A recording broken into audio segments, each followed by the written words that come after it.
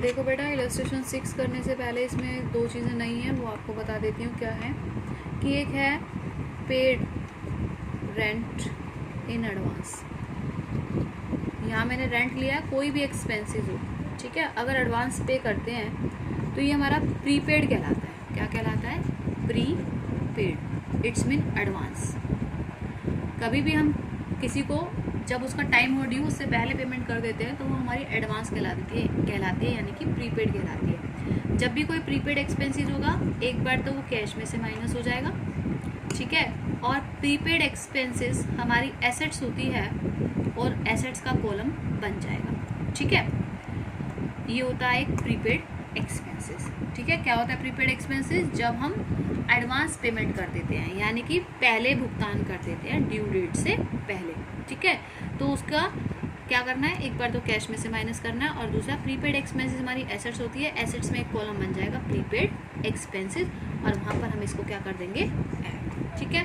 दूसरी चीज़ है इसमें आउटस्टैंडिंग एक्सपेंसेस। आउटस्टैंडिंग एक्सपेंसेस मतलब होता है जो अभी हमें पेमेंट करनी है, ठीक है। हमने ड्यू डेट तक पेमेंट नहीं की, हमें अभी पेमेंट करनी है। जब आउटस्टैंडिंग एक्सपेंसेस आएगा तो आउटस्टैंडिंग एक्सपेंसेस जो होती है वो हमारी लायबिलिटी होती है। क्या होती है? हमारी लायबिलिटी, क्योंकि हमें भविष्य में भी भुगतान करना है तो इसको तो एक बार लायबिलिटी में लिखना है, और लायबिलिटी में ये प्लस हो जाएगा, ठीक है। और दूसरा इसको कैपिटल, किस में से? कैपिटल में से क्या कर देते हैं? हम इसको माइनस कर देते हैं, क्योंकि हमारी भविष्य में कैपिटल क्या हो जाएगी? कम हो जाएगी। इलस्ट्रेशन 6 में ये दो चीज़ नहीं है, इसी के बिहाफ पे अब हम करेंगे इलस्ट्रेशन नंबर 6। सबसे पहले कह रहा है started business with cash. Business start किया कितने से? कैश से 1 लाख। तो 1 लाख से किया, कैश हो जाएगा 1 लाख और कैपिटल हो जाएगी 1 लाख। ये पुरानी ट्रांजेक्शन ही है जैसे आपको पहले सिखाया हुआ है। अब आ गया next, paid rent in advance. अब हमने एडवांस जो है पेमेंट करी, किसकी? रेंट की। यानी कि अभी उसका महीना हुआ नहीं था हमने, लेकिन उसको एडवांस में पैसे दे दिए, तो 3000 हमारे कैश में कम हो जाएंगे क्योंकि हमने उसको पैसे दे दिए। और मैंने भी बताया प्रीपेड एक्सपेंसेस हमारी एसेट्स होती है, तो एसेट्स के कॉलम में हमने प्रीपेड बना दिया और वहाँ पर लिख दिया 3000, ठीक है। नेक्स्ट ट्रांजेक्शन है हमारी purchase goods for cash 50,000 and credit 70,000। हमने गुड्स परचेज किया, 50,000 का तो कैश लिया और 20,000 का उधार लिया, तो 50 और 20 हमने टोटल माल कितने का लिया? 70,000 का। स्टॉक कितने का हो गया? 70,000 का। कैश कितने का?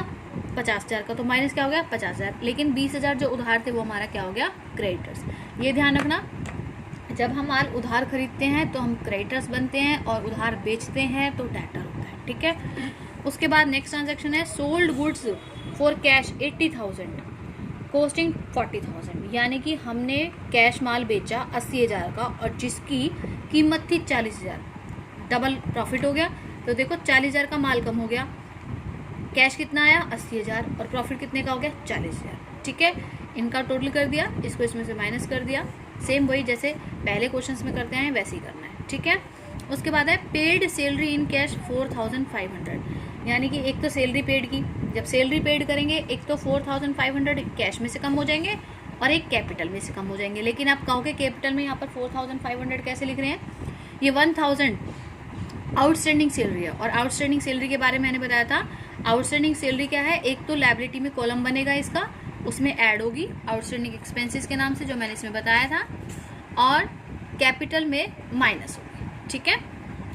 उसके बाद ये दो चीज़ नहीं थी, एक पेड इन रेंट और आउटस्टैंडिंग सैलरी, ठीक है। कोई भी एक्सपेंसेस हो सकता है, यहाँ पर सैलरी है। उसके बाद है bought motorcycle for personal use. 30,000 रुपये की मोटरसाइकिल खरीदी पर्सनल यूज़ के लिए। और जब भी कुछ पर्सनल यूज़ के लिए खरीदते हैं तो वो क्या होती है? हमारी ड्राइंग्स होती है, जिसमें एक बार कैश कम हो जाएगा और दूसरी बार कैपिटल कम हो जाएगी। ये क्वेश्चन हमारा कंप्लीट हो गया।